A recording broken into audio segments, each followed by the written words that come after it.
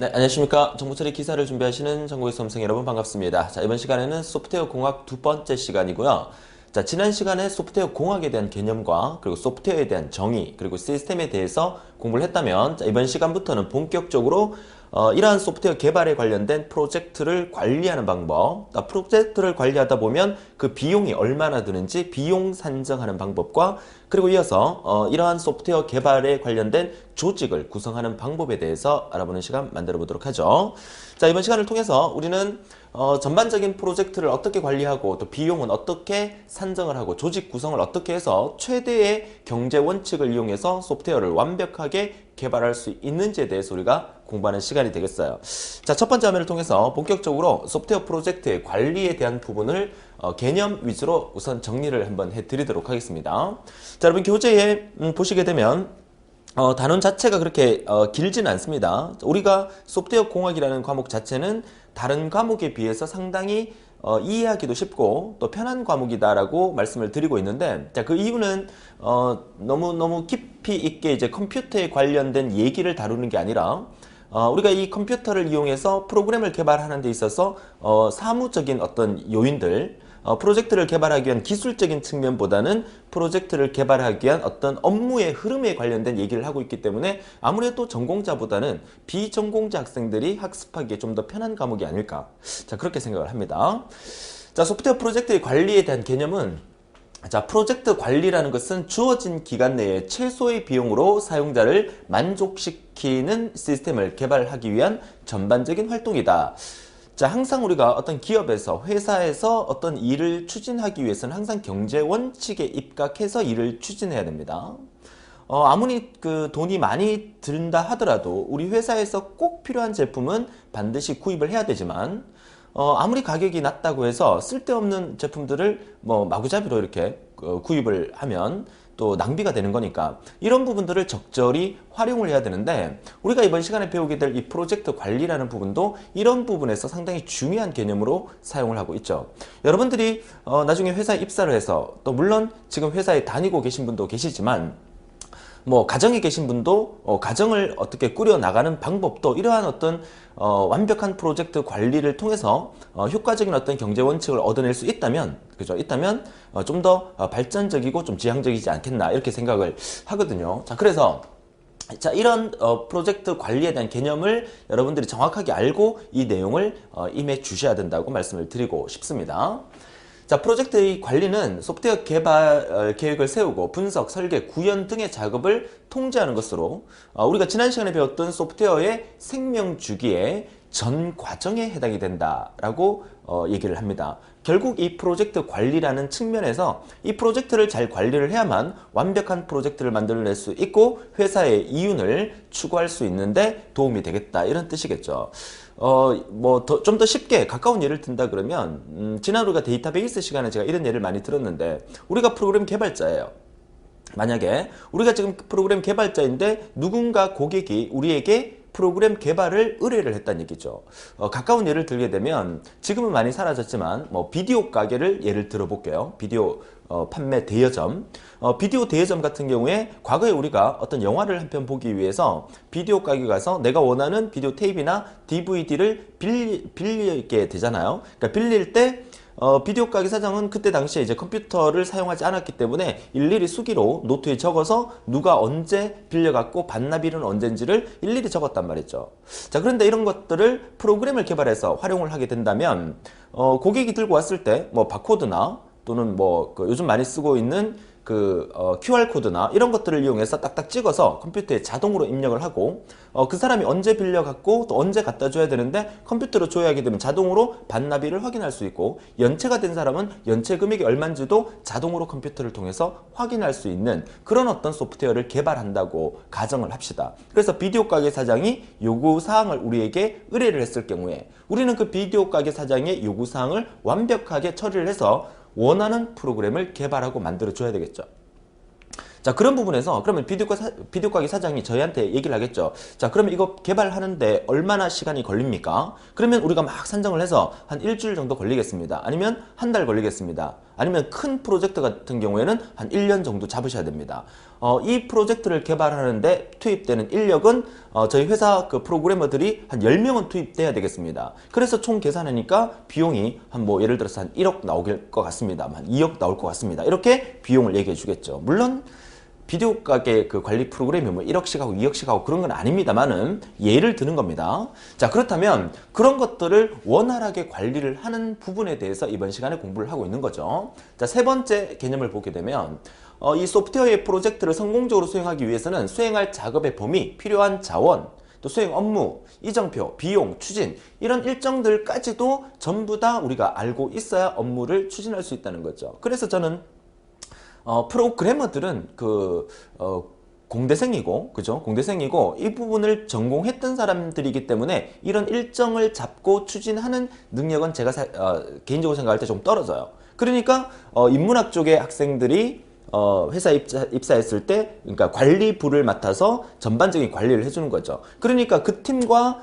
또 개발팀이 서로 커뮤니케이션이 잘 돼서 관리팀에서 전반적인 프로젝트 일정을 추진을 해서 개발부에다가 넘겨주면 개발부는 그 일정에 맞춰서 정확하게 프로그램을 만들어 나가면 된다. 이런 것들이 하나의 회사에서 서로 이렇게 톱니바퀴 돌리듯이 잘 굴러가야만 그 회사가 발전할 수 있다. 이런 얘기를 하고 있는 거죠.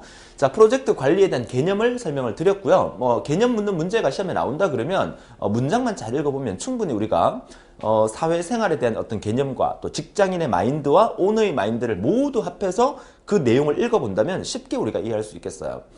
계속해서 말씀드리는 거지만 여러분들이 정보처리 기사 문제를 받았을 경우에 그 문제를 보는 순간 이게 컴퓨터 관련된 문제라는 생각을 하는 순간 그 문제는 어려워질 수밖에 없어요. 강의를 듣고 있는 대부분의 학생들이 비전공자라고 본다면 그러면 이 내용들이 전부 다 뭐야? 우리가 일상생활을 살아가는데 꼭 필요한 것들을 우리가 공부를 하고 있고 그런 것들이 시험에 나오고 있다. 그래서 내가 봤을 때 우리가 일상생활에서 꼭 필요한 부분은 어떻게 일을 추진해 가는가 이런 개념으로 들여다보시면 문제가 오히려 더 쉬워진다니까요. 그쵸? 자, 그런 개념이야. 특히 이 소프트웨어 공학 과목은 그런 개념이 필요합니다. 자, 그러면 이러한 프로젝트를 관리를 필요로 한 대상은 어떤 것들이 있냐? 계획, 품질, 위험 관리. 그죠? 그 말 자체가 좀 거창하긴 하지만 아무것도 아닙니다. 계획을 잘 잡아야 된다는 얘기죠. 그 다음에 완벽한 품질을 만들어내야 된다는 얘기고, 그 다음에 위험 관리라는 것은 어떤 리스크가 있을 때 그 리스크를 해결할 수 있도록 잘 관리를 해야 된다. 이런 의미이기 때문에 내용 자체가 그렇게 말이 좀 딱딱한 말이 들어가 있긴 하지만 내용 자체가 어려운 내용 아니기 때문에 여러분들이 쉽게 정리를 하실 수 있으면 되겠어요. 자, 보시는 것 같이 기사에서 몇 번 출제가 됐던 부분입니다. 다음 중 프로젝트 관리 대상에 속하는 게 아닌 것은, 그죠? 그러니까 이제 오답 축제에 보니까 뭐라고 돼 있어요? 고객 관리? 그죠? 고객 관리는 아니죠. 계획 관리, 품질 관리, 위험 관리 세 가지가 프로젝트 관리의 대상이 되겠다. 이 뜻이고요. 자, 세 번째 나오는 이 효과적인 소프트웨어 프로젝트의 관리를 위한 3P. 이거 시험에 아주 많이 나오고 단골 손님이에요. 그쵸? 3P에 대한 개념. 그래서 이 3P라는 게 세 가지 P가 모여있다는 얘기죠. 첫 번째가 people, 사람. 두 번째가 problem, 문제. 세 번째가 process, 그죠? process, 처리에 관련된 작업 계획을 의미하는 거예요. 그래서 가장 시험에 많이 나왔던 것은 효과적인 소프트웨어 프로젝트 관리를 위한 3P에 속하는 게 아닌 것은, 이렇게 가장 많이 나왔는데 항상 보면 틀린 답으로 P자로 시작하는 것 중에서 프로덕트가 가장 많이 나왔었어요.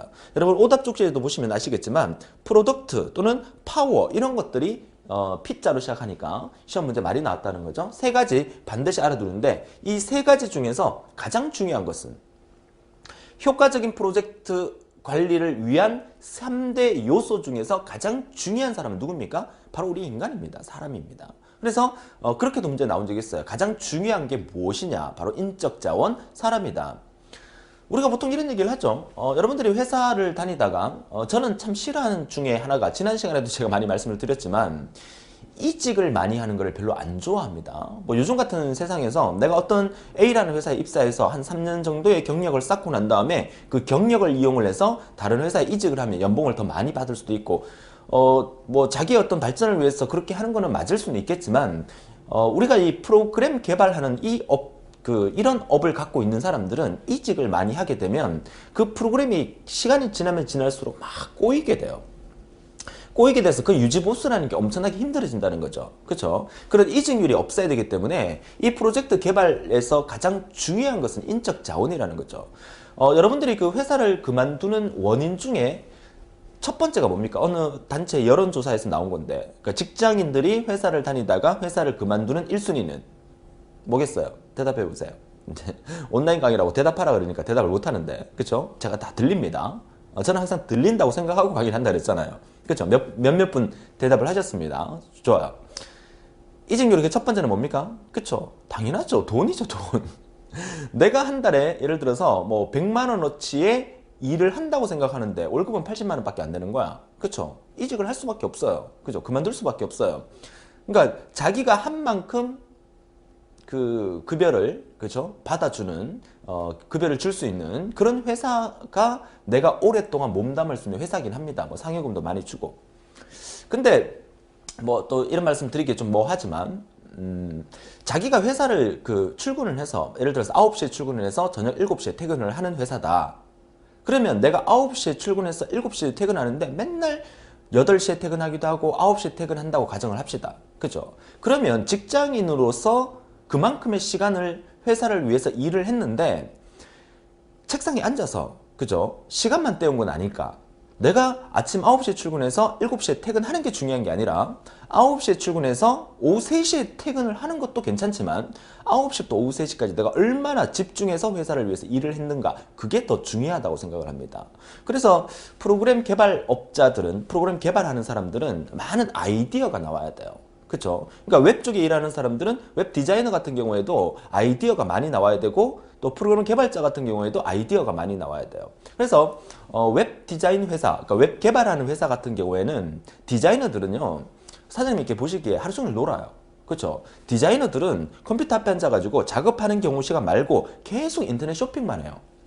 쇼핑몰을 돌아다니죠. 그 디자이너가 쇼핑몰을 돌아다니는 이유는 쇼핑을 하기 위해서 돌아다니는 게 아니라 우리와 경쟁 상대는 웹 디자인을 어떤 식으로 표현하고 있는가에 대한 어떤 정보를 수집하는 거예요.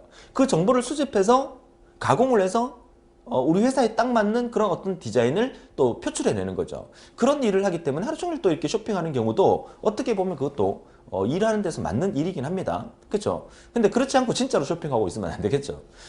자, 제가 무슨 얘기를 드리려고 하느냐면 이직에 대한 그 부분이 안 좋다라는 얘기인데, 결국은 그 어떤 업체든지 간에 인적 자원의 요소가 중요하다는 얘기인데, 그 첫 번째가, 이직을 하는 그 첫 번째가 이제 돈이라면, 이제 두 번째 일을 얘기를 하려고 제가 이 얘기를 장황하게 드린 것 같은데, 그렇죠? 그 두 번째가 뭐냐면 바로 사람과의 관계죠. 그러니까 한 회사에서 근무하는, 우리 사무실 내에서 근무하는 우리 팀이 팀원이 한 10명이다. 그 10명 간의 인간관계가 별로 좋지 않으면 회사를 그만둘 수밖에 없는 그런 경우가 요즘 시대에 많이 발생을 하죠. 그러니까 내 개인 중심이 아니라 우리 회사를 위해서, 또 우리 팀을 위해서 같이 서로 배려하고 함께 이루어 나가는 그런 회사만이 발전을 할 수 있고, 그 회사가 그렇게 해서 발전하면 나한테 돌아오는 것도 많다, 이런 생각을 갖고 일을 해야 된다는 말을 드리고 싶은 거고, 이번 페이지에서 가장 중요한 게 바로 인적 자원이 가장 중요하다는 말을 드리고 싶은 거예요. 그쵸? 강의 초반에 이런 얘기를 드리는 이유는 강의를 싹 이렇게 집중을 시키기 위해서, 이렇게 딱 빨아당기기 위해서 말씀을 드리는 겁니다. 자, 시험에 나오는 것은 3P에 대한 얘기가 가장 많이 나오니까 짚고 넘어갈 수 있도록 하고요. 자, 다음 페이지 보도록 할까요?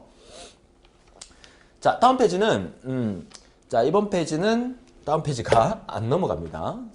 자, 이번 페이지는 자, 프로젝트 계획 및 예측에 대한 얘기인데요. 자, 프로젝트를 그 계획을 일단 먼저 잡아야 되겠죠. 그러니까 계획 수립을 해야 되고, 그 다음에 두 번째가 소프트웨어 영역을 결정을 해야 되고, 그 다음에 세 번째가 소프트웨어 프로젝트를 신뢰성 있게 예측하는 방법을 알아야 되고, 그 다음에 네 번째가 프로젝트 계획 수립 시 고려사항을 정리를 해야 되고, 마지막으로 프로젝트 비용을 결정해야 된다. 자, 이 얘기가 프로젝트 계획 및 예측에 대한 페이지에서 쭉 이제 설명이 되고 있는데, 구체적으로 들여다보기 전에 전체의 어떤 챕터를 한번 이렇게 쭉 정리를 해보고 구체적으로 들어가는 게 좋겠죠.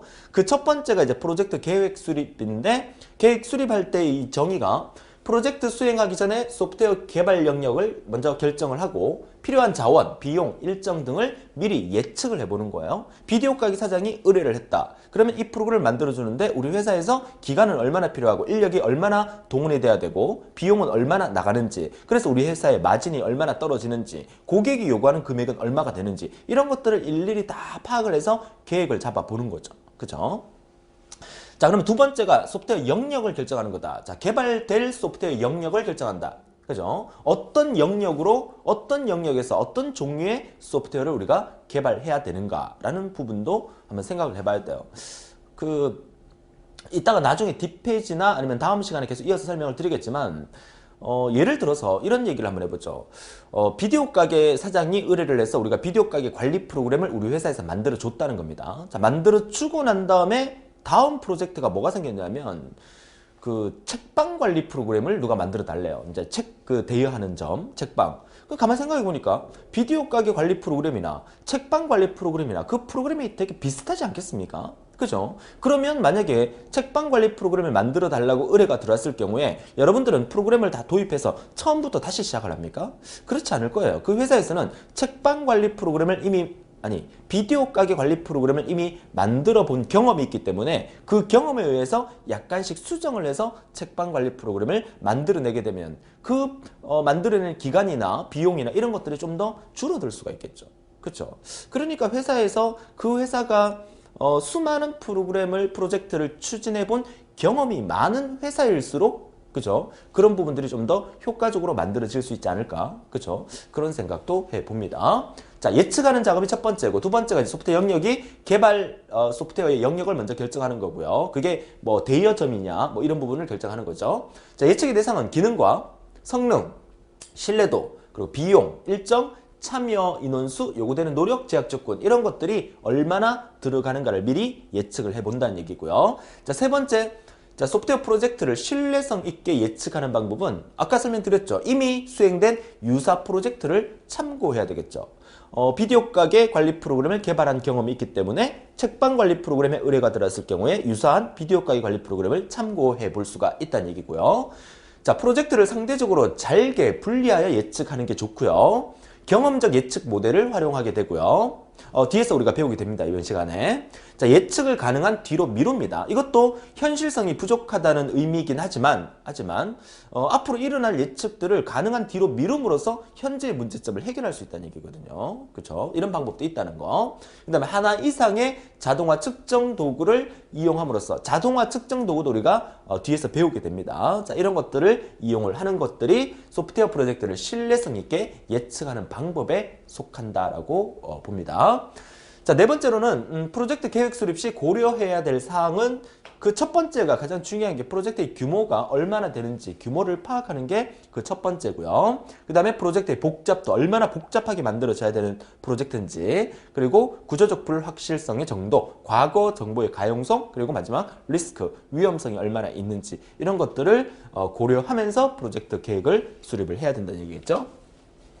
자, 이어서 다섯 번째는 프로젝트 비용을 결정하는 요소입니다. 자, 프로젝트 항상 우리가 이윤을 추구하는 회사이기 때문에 그러니까 프로그램을 개발하는 회사 입장에서 의뢰가 들어왔을 경우에 우리가 얼마나의 비용이 들어갈 거고, 그래서 우리가 얼마의 마진율을 남길 것이냐, 이런 것들을 결정하는 게 회사를 움직이는 데 있어서는 상당히 중요한 의미로 사용이 되겠죠.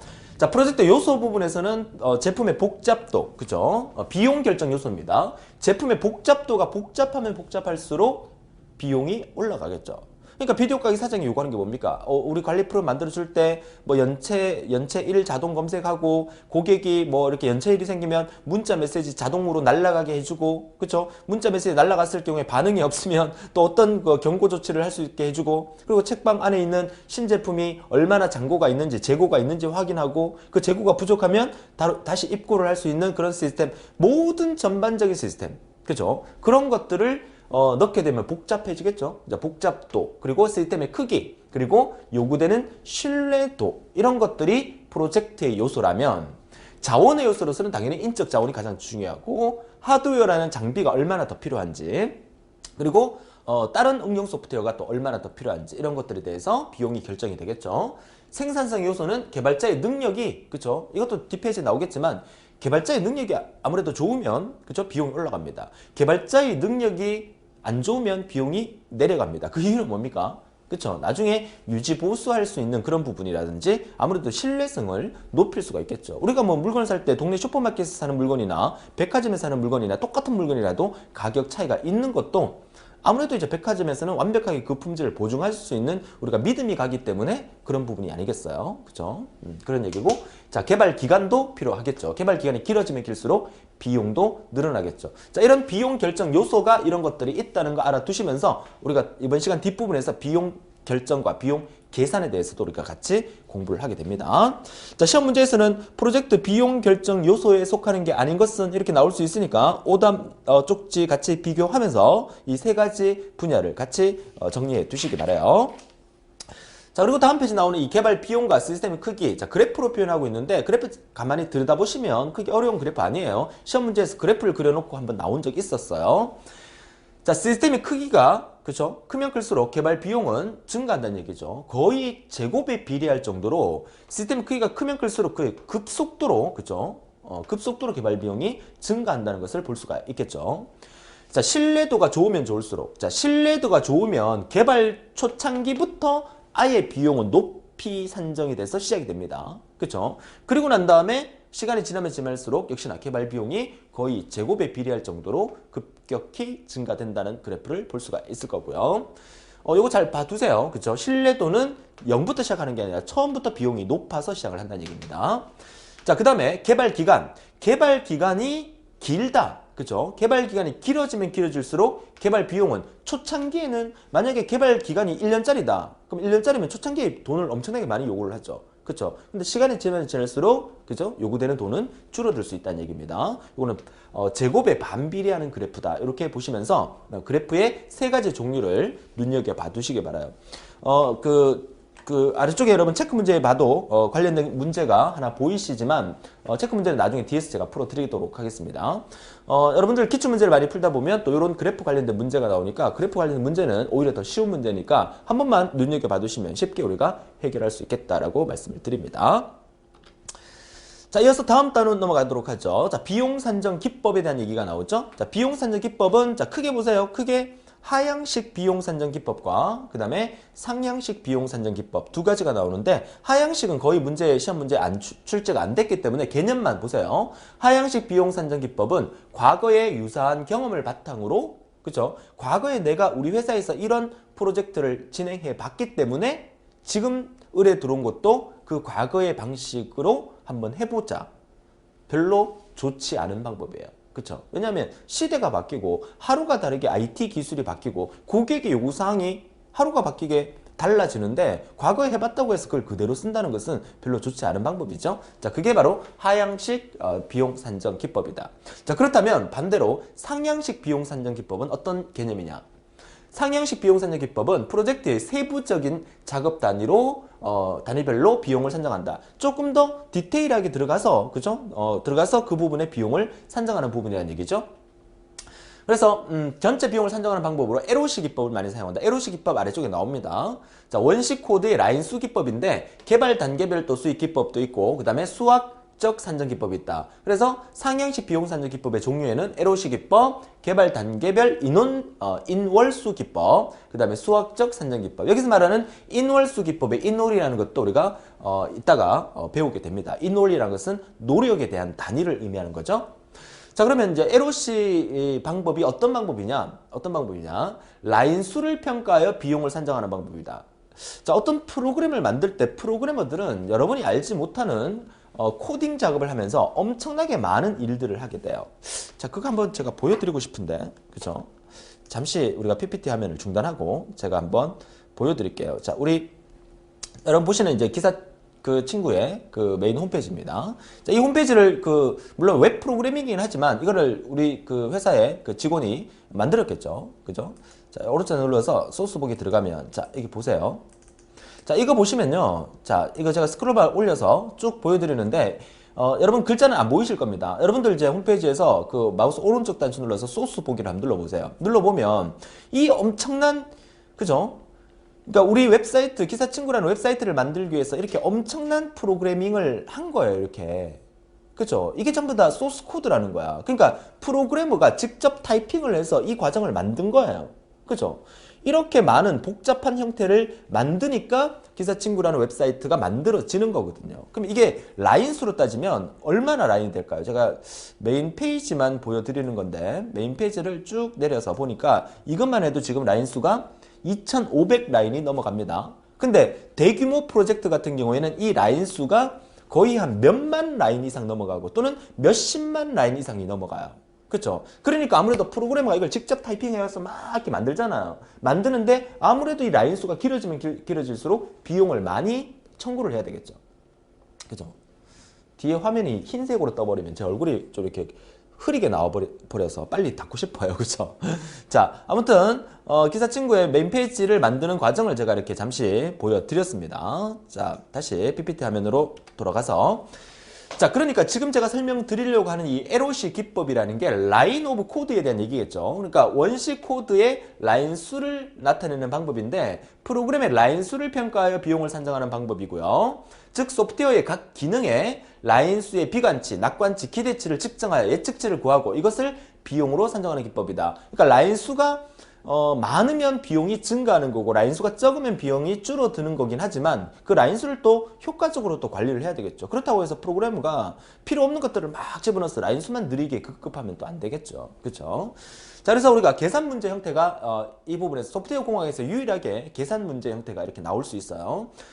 첫 번째 여러분 그 교재에 보면 뭐 산정 공식이라 그래서 개발 기간은 그죠? 노력의 단위를 우리가 인월이라고 합니다. 인월. 그러니까 인의 인은 사람 인자, 월의 월은 달월자 해서 한 사람이 한 달 동안 할 수 있는 양을 나타내는 단위를 우리가 인월이라 한다. 또는 노력이라 한다. 이렇게 얘기합니다. 노력의 단위입니다. 그래서 노력의 단위 나누기 투입 인원을 하게 되면 개발 기간이 나오는 거고 개발 비용은 노력 인월 곱하기 단위 비용 하게 되면 개발 비용이 나온다. 이런 공식인데 이런 공식 자체를 묻는 문제가 시험에 나온 적은 거의 없습니다. 그래서 공식은 따로 외우지 않아도 되는데 이 노력의 단위만큼은 좀 알아두세요. 노력의 단위. 인월이라고 하는데 그러니까 그 인월의 인자는 사람 인자니까 그 한 사람이 한 달 동안 얼마만큼의 일을 할 수 있느냐를 나타내는 단위이기 때문에 다른 말로 노력의 단위다 이렇게 얘기를 하는 거거든요. 그렇죠? 그래서 이 인월의 그 계산 공식은 개발 기간 곱하기 투입 인원. 다시 말해서 LOC 나누기 1인당 평균 생산 코드의 라인 수인데 이 공식만 눈여겨봐 두시는데 이 공식으로 문제 푸는 게 아니라 공식만 눈여겨봐 두시고 실제 문제는 어떻게 해결할 수 있는지에 대해서 제가 간략히 보여드릴게요. 다음 페이지 넘겨서 예제 문제가 여러분 교재에 두 문제가 나와 있죠. 자, 일단 중요한 거는 예제 문제를 한번 보세요.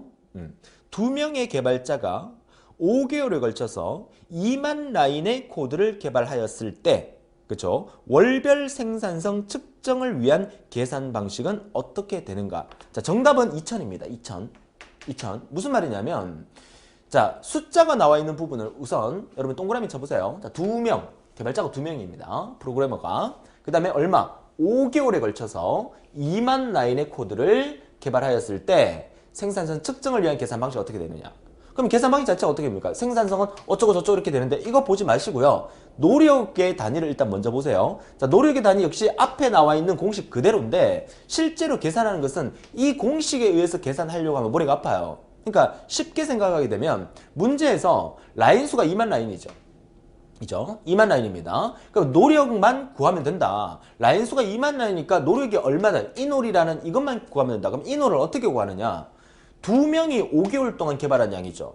그러니까 두 명이 5개월 동안 개발한 양이면 한 명이 개발했을 때 사용하는 것을 우리가 인월이라고 하니까 인월로 계산하면 얼마가 되는 거야? 그쵸? 10인월이 되는 거죠. 무슨 말이에요? 5개월 동안 그죠? 5개월 동안 두 명이 5개월 동안 개발한 양인데 그쵸? 이거를 한 명이 개발했을 때 인월로 표현하면 인월의 단위가 10인월이 된다는 얘기야. 5개월 동안 두 명이니까 5, 2, 10 해서 그러니까 10인월이 된다는 거야. 인월을 구하는 단위는 개월 곱하기 인원수를 하면 된다는 거야. 그쵸? 투입 인원 곱하기 개발 기간을 하면 된다는 얘기야. 인월을 구하는 공식 자체가. 그러니까 5개월 동안 두 명이니까 인월의 단위는 얼마가 된다? 10인월이 되는 거야. 그러니까 생산성은 전체 2만 라인으로 만들어야 되니까 2만 라인 나누기 10인홀에 10을 나눠주면 2000이 된다. 그래서 생산성 측정을 위한 계산 방식을 통해서 정답은 2000이 된다는 얘기예요. 그쵸? 그러니까 노력의 단위에 해당되는 것은 개발 기간 곱하기 투입 인원이에요. 요거 하나만 기억을 해 두시고 나머지는 문제를 통해서 충분히 우리가 해결할 수 있다는 얘기입니다. 다음 문제 한번 볼까요? 자, LOC 기법에 예측된 총 라인 수가 역시 2만 라인이에요. 나온 숫자만 동그라미 쳐보세요. 프로그램의 수가 얼마? 5명. 그 다음에 평균 생산성이 월당 500라인이래요. 그러니까 한 달에 500라인씩 생산할 수가 있대요. 그러면 문제에서 개발에 소요되는 기간은 총 얼마나 걸립니까? 라고 물어줬다면 그럼 우선 뭘 계산해야 된다? 인호를 계산해야 되겠죠. 인호는 개발 기간 곱하기 투입 인원이에요. 그죠? 개발 기간 곱하기 투입 인원에서 인월이 총 프로그래머가 5명이고 월당 500라인을 만들어주는 거죠. 그러니까 전체 2만 라인 만들어주는 거니까 월당 500라인을 만들어주게 되면 인월 자체가 그죠? 얼마가 됩니까? 500이 되겠죠. 그래서 전체 2만 라인 나누기 500을 하게 되면 40이 되고 따라서 개발에 소요되는 기간은 40에서 얼마? 5명의 프로그래머 있죠? 그러니까 5명으로 나눠주게 되면 총 8개월의 기간이 걸린다. 이렇게 계산이 되는 거야. 결국 문제수에서 2만 500 그쵸? 그리고 5 나왔죠? 그러면 계산 어떻게 한다? 2만 나누기 500 해서 한 번 더 인원수로 나눠주면 원하는 정답이 나올 수 있다. 그러니까 이렇게 간단하게 계산할 수 있는 거야. 공식 자체를 묻는 문제가 시험에 나오지는 않습니다. 그러니까 이 공식을 외우려고 하지 말고 문제에 적응할 수 있도록 해주시면 돼요. 그러니까 문제에 적응하려고 그러면 문제 속에서 인홀을 계산하는 식으로 해서 인홀을 계산하고 그리고 여기서 문제에서 요구하는 전체에 개발되는 소요 기간은 어떤 식으로 계산해서 만들어지는지 문제의 흐름만 파악하면 충분히 여러분들이 뭐 초등학교 수학 문제 풀듯이 쉽게 정리할 수 있지 않을까 그렇게 생각을 합니다. 자, 그리고 넘어가서 첫 번째가 이제 LOC 그 방법, 원시 코드 라인수 방법에 대한 문제였고요. 이어서 세 번째로 넘어가면 이제 코코모 모형이라고 나옵니다. 코코모. 말이 참 귀엽죠? 코코모. 자, 코코모 모형의 그 첫 번째가 코코모 모형에 대한 설명이고 두 번째가 이제 코코모 소프트웨어의 프로젝트 모드인데 자, 텍스트가 상당히 많고 또 시험 문제도 종종 자주 등장하는 부분이에요. 자, 일단 그 코코모 모형에 대한 개념은 뭐냐면 보엠이라는 사람이 제안한 원시 프로그램의 규모에 의한 비용을 예측하는 방법이다. 원시 프로그램이라는 것은 원본 프로그램이에요. 그러니까 소스 코드라고 하는데 원본 프로그램의 규모가 얼마나 되느냐에 따라서 비용을 예측하는 모형이 코코모 모형이다. 소프트웨어 종류에 따라서 다르게 책정되는 비용 신장 방정식을 이용하고 시험에 다 나왔던 문장입니다. 같은 규모의 프로그램이라도 그 성격에 따라서 비용이 다르게 산정될 수 있고요. 자, 마지막에 보면 비용 산정 결과는 프로젝트를 완성하는 데 필요한 노력, man months, 한 사람이 한 달 동안 얼마나 일을 했느냐. 그쵸? 아까 앞에서 말했던 인월의 단위랑 똑같은 거야. 그쵸? 노력으로 나타낸다. 그러니까 결국 얼마나 노력이 필요하냐. 지금 우리가 뭘 공부하고 있는 거예요? 어떤 사용자가 어떤 고객이 우리 회사에다가 프로그램을 하나 개발해 달라고 의뢰를 들어왔잖아요. 그러면 그 프로그램을 개발하는데 우리가 얼마만큼의 노력을 해야 되느냐. 그 노력이 많으면 많을수록 비용이 높아진다는 얘기잖아요. 그 얘기를 지금 하고 있는 거예요. 그렇죠? 자, 그 중에서 첫 번째가 코코모 모형에 대한 얘기고요. 노력의 단위를 이용해서 비용을 산정한다는 얘기죠. 자, 두 번째, 코코모 소프트웨어의 프로젝트 모드는 개발 유형에 대한 얘기입니다. 자, 소프트웨어 개발 유형은 소프트웨어의 복잡도 혹은 원시 프로그램의 규모에 따라서 아래와 같이 분류가 된다. 그러니까 코코모 모형에 대한 개념은 복잡도나 노력에 의해서 결정이 된다 그랬었죠. 그 종류가 세 가지가 있다는 거야. 그 첫 번째가 오가닉 모드. 그쵸? 조직형이다. 조직형은 기관 내부에 개발된 좀 중소규모, 그죠? 좀 작은 규모. 그래서 작은 규모의 소프트웨어는 전체 페이지를 다 합하면 어느 정도의 코드가 라인이 만들어지냐면 약 한 5만 라인 정도 만들어집니다. 물론 지금 우리가 공부하는 것은 소프트웨어 공학이라는 과목을 공부하고 있기 때문에 이 내용 자체가 조금 옛날 방식이라는 거는 있어요. 그렇죠? 요즘 개발되는 소프트웨어는 이거보다 훨씬 더 많아질 수는 있겠지만 여러분 시험에는 이 내용이 나오니까 이 내용을 기준으로 기억을 하시면 돼요. 자, 조직형 오가닉 모드는 이것만 기억하시면 돼. 얼마? 5만 라인 이하. 그러면 반불형 세미 디태치 모드는 반불형은 30만 라인 이하. 30만. 그러니까 5만에서 30만 라인 사이 정도 된다는 얘기겠죠. 그리고 내장형 인베디드 모드는 30만 라인 이상. 30만 라인 이상. 되겠습니까? 그러니까 규모에 따라서 코코모 소프트웨어 프로젝트 모드는 조직형, 반분리형, 내장형. 영어로 하면 영어로도 잘 나오니까 오가닉 모드, 세미 디터치 모드, 그리고 인베디드 모드 세 가지로 구분하면서 30만 라인, 5만 라인 기준으로 5만 라인 이하, 그리고 5만부터 30만 라인 사이, 그리고 30만 라인 이상 이렇게 해서 세 가지를 구별해 주시면 되겠어요. 그죠? 아무래도 내장형은 그죠? 30만 라인 이상이니까 좀 대규모의 프로젝트에 주로 사용되는 방법이 되겠죠. 그죠? 이렇게 세 가지로 구분한다는 사실 알아두시면 되겠습니다. 자, 이어서 세 번째로 나오는 게 이제 코코모 모형의 종류 나오는데, 일단 코코모 모형의 종류에서도 역시나 세 가지로 구별합니다. 그러니까 이 종류는 앞에서 나와 있던 이 내용은 복잡도 혹은 원시 프로그램의 규모에 따라서 이렇게 분류되는 거예요. 요거 기억하세요. 복잡도 혹은 원시 프로그램의 규모에 따라서 세 가지로 구분한다. 그럼 다음 페이지 나오는 이 내용은 코코모 비용 산정 단계 중에서 적용 변수의 구체화 정도에 따라서 역시 세 가지로 구분한다는 얘기예요. 그 첫 번째가 바로 베이직형 코코모, 기본형이다. 자, 기본형 코코모는 소프트웨어 크기, 역시 라인 수와 그리고 개발 유형을 이용하여 비용을 산정하는 방법이다. 그쵸? 라인 수가 얼마나 되는가. 그 다음에 중간 인터미디에이트형 코코모는 기본형 코코모 공식을 토대로 사용하지만 여러 가지 다른 요인에 의해서 또 부가적 요인이 생기겠죠. 자, 그런 요인에서 비용을 산정하는 방법이고, 마지막 발전형이라는 것은 역시나 중간형을 좀 더 발전시켜서 정확하게 좀 더 자세하고 정확하게 노력을 산출하여 비용을 결정하는 모형이다. 단계별로 기본, 중간, 발전형 세 가지로 구분한다. 뭘로? 적용 변수의 구체화 정도에 따라서. 그렇죠? 요거 같이 기억해 주시면 되겠죠? 자, 예제 문제 한번 볼까요? 자, 예제 문제도 자, 코코모 모형의 비용 산정에 의해 개발에 소요되는 노력이 40이래요. 노력이 40입니다. 노력의 단위. 노력의 단위 40의 단위가 PM이죠. 그죠? PM. 그러니까 PM이라는 단위를 우리가 프로그래머 먼스라고도 얘기를 하고, 앞에서는 MM, 그러니까 맨 먼스라고도 합니다. 그러니까 사람이 프로그래머니까, 그쵸? 그 사람이 한 달 동안 노력한 양을 나타내는 단위를 PM이라고 씁니다. 그러니까 40PM이라는 얘기죠. 40PM이라는 얘기는 뭡니까? 한 사람이 한 달 동안 일할 수 있는 양을 의미하는 거예요. 그래서 40PM으로 계산되었고, 개발에 소요되는 기간이 5개월, 그리고 1인당 인건비가 100만 원이라면 이 프로젝트에 소요되는 총 인건비는 얼마가 나오느냐? 한 사람이 한 달 동안, 그쵸? 한 사람이 한 달 동안 40만큼의 노력을 기해해야 된단 말이죠. 그리고 5개월 동안 해야 되고, 그리고 1인당 인건비가 100만 원이래요. 그럼 어떻게 계산할까요? 그죠? 자, 노력이, 그죠? 인월이 40이래요. 그리고 한 사람이 개발할 때 40개월이 걸리는 거죠. 그러니까 노력의 단위가 40이라는 얘기는 한 사람이 개발했을 경우에 얼마 걸린다? 40개월이 걸린다는 얘기예요.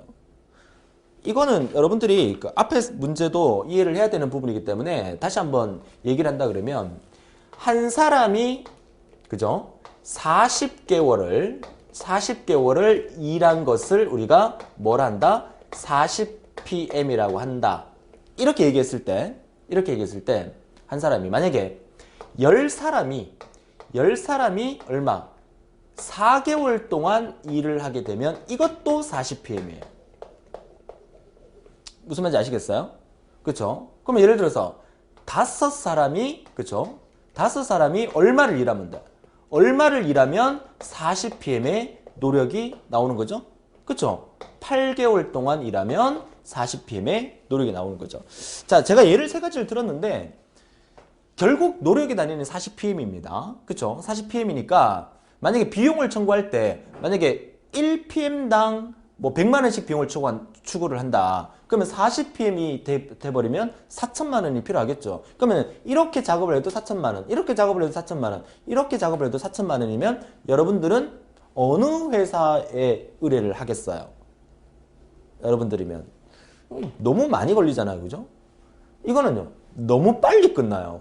적절한 것을 선택하는 게 좋아요. 왜냐하면 너무 빨리 끝나는 것은 10명이 그 프로젝트에 투입을 한단 말이잖아요. 그럼 10명이 한 사람의 생각이 아니기 때문에 프로그램이 올바르게 개발되지 않을 수도 있어요. 물론 단점도 있어요. 그렇죠? 그러니까 가장 효과적인 방법은 적절한 기간에 적절한 인원수를 투입을 해서 그 프로그램을 개발하는 게 가장 좋다. 이런 얘기도 미리 말씀을 드립니다. 그죠? 자, 그러니까 40PM으로 한 사람이 개발할 때 40개월이 걸리는 프로젝트 규모이기 때문에 총 인건비는 얼마 된다? 40 곱하기 100만 원이기 때문에 즉 4천만 원이라는 돈이 필요하다. 이런 얘기가 되겠죠. 그래서 프로젝트 개발하는 업체에서는 이런 식으로 우리가 비용을 산정해서 고객에게 비용 청구를 하죠. 그럼 그 고객은 견적서를 받아보고 이 정도면 개발을 의뢰해도 되겠다 해서 의뢰를 하게 되는 거죠. 그렇죠? 근데 사실 여러분들이 그 생각하는 그 소프트웨어 프로그램이라는 것은 여러분들은 대부분 여러분이 필요한 프로그램 뭡니까? 주로 게임이겠죠. 죄송합니다. 여러분은 게임 안 하고 역시 열심히 사회생활 하시고 공부하시는 분이라고 생각을 하지만 자, 좋아요. 자, 어떤 그 소프트웨어를 여러분이 필요로 한데 그 필요한 소프트웨어는 어떻게 됩니까? 대부분이 그 어둠의 경로를 통해서 우리나라 사람이 대부분이 그렇기 때문에 이렇게 말씀을 드리는 거예요. 어둠의 경로를 통해서 그걸 다운받아서 이렇게 사용을 하잖아요. 근데 진짜로 내가 필요한 프로그램 개발 업자에게 의뢰를 했을 경우에 정정당당하게 내가 필요하기 때문에 돈 주고 의뢰를 했을 경우에 그 회사에서 이런 방식을 토대로 견적서를 만들어서 여러분한테 제시를 했을 경우에 여러분을 보고 타당성이 있으면 업무를 추진을 하게 되는 그런 형태가 만들어지겠죠. 그렇죠? 근데 또 사회생활 하다 보면 또 그렇지 않은 경우도 많습니다. 그죠? 막 뒷돈도 들어가야 되고 또 뭐 접대도 해야 되고 그래서 이제 프로젝트를 하나 따오게 되면 또 프로젝트 개발팀에서는 또 회식도 하고 그러면서 또 실제로 개발을 해야 되지만 뭐 과거에 뭐 사용했던 것을 이렇게 뭐 재탕하기도 하고 뭐 이런 여러 가지 좀 그 문제점도 비리도 많습니다. 그죠? 개발하다 보면 우리는 지금 뭡니까? 그런 비리를 공부하는 게 아니라 그죠? 이론적인 어떤 개념을 우리가 공부를 하고 있는 겁니다. 자, 좋습니다. 자, 이렇게 해서 우리가 비용 산정 기법에 대해서 코코모 모형에 대해서 알아봤고요. 이제 다음 편에 넘어가면 이제 푸트남 모형이라는 게 있어요. 자, 푸트남 모형이라는 것은 소프트웨어 생명 주기의 전 과정 동안에 사용될 노력의 분포를 가정해주는 모형으로서 핵심 키워드는 푸트남이 제안한 것으로 생명 주기 예측 모형이라고 한다. 예측을 나타내는 겁니다. 푸트남 모형 나오면 예측이다. 이렇게 기억을 하시면 됩니다. 그래서 시험에 한번 나왔던 것 중에서는 이 슬림이라는 용어가 시험에 한번 나왔었어요. 슬림이라는 용어 동그라미 쳐놓고 별표 하나 해두세요. 자, 슬림이라는 용어는 푸트남의 예측 모델과 또 이런 곡선을 기초로 하여 개발된 자동화 추정 도구다. 여기서 말하는 자동화 추정 도구라는 거. 그러니까 슬림이라는 것은 자동화 추정 도구다. 자동으로 추정해주는 도구다. 슬림. 이렇게 기억을 해 주시면 되겠습니다. 자, 그 다음에 이제 마지막으로 나오는 게 이제 펑션 포인트라는 기능 점수입니다. 이건 기능 점수라는 것은 쉽죠. 그러니까 우리가 개발하려고 하는 그 소프트웨어 프로그램 중에서 많은 기능이 들어가요. 좋은 기능. 그죠? 뭐가 좋은지는 뭐 업체에 따라 다르겠지만 그런 좋은 기능이 들어가면서 좋은 기능에 따라서 이제 포인트를 매기는 거죠. 그 포인트를 매겨서 포인트의 합이 높으면 비용이 올라가는 거고 그런 좋은 고급스러운 기능이 없으면 또 비용이 떨어지는 그런 형태가 되겠죠. 그래서 요인별 가중치를 합산해서 총 기능 점수를 산출해서 그 기능 점수에 따라서 비용을 산정하는 그런 기법이라고 할 수가 있겠습니다. 자, 이번 시간에 하이라이트가 바로 여기까지입니다. 비용 산정 기법이 하이라이트고요. 다음 단원에 이 프로젝트 조직 구성하는 방법이 크게 두 가지인데 요거 두 가지까지만 하고 이번 시간 마치도록 하죠. 자, 프로젝트 조직 구성은 크게 두 가지입니다. 중앙 집중식 팀 구성 방식과 그리고 분산형 팀 구성 방식. 일단 제목만 딱 쳐다봤을 때 여러분은 어느 게 더 좋을 것 같아요? 중앙 집중식과 분산형 팀 구성. 자, 소프트웨어 공학이라는 과목은 응시 자격 요건이 그 4학년 이상이 돼야 칠 수 있는 자격이 있기 때문에 지금 제 강의를 듣고 계시는 대부분이 아마 4학년이신 분도 계시지만 이미 졸업을 하고 직장 생활 경험을 많이 하시는 분들이 제 강의를 듣고 있다고 보여집니다. 회사 생활을 하다 보면요.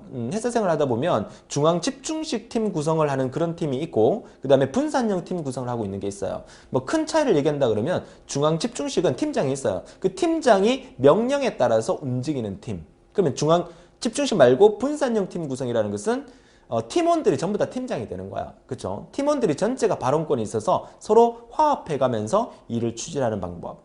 장단점은 있어요. 그죠? 아무래도 중앙집중식 같은 경우에는 팀장의 능력이 뛰어나게 되면 그 팀원들을 쫙 빨아당기는 리더십이 생기는 거죠. 그러면 좀 더 좋은 쪽으로 갈 수는 있겠지만 단점으로 따지게 되면 너무 독재를 할 수 있는 그런 부분이 되고 팀원들이 힘들어질 수 있죠. 근데 분산형 팀 구성 같은 경우에는 서로 이렇게 말빨이 좀 세게 되면 배가 산으로 갈 수 있는 그런 형태가 만들 수 있겠죠. 그러니까 서로 장단점이 있어요. 그게 첫 번째가 이제 중앙 집중식 팀 구성에 대한 얘기인데 결국 책임 프로그래머 팀 구성이라고도 합니다. 그렇죠? 책임 프로그래머가 팀장이 되겠죠.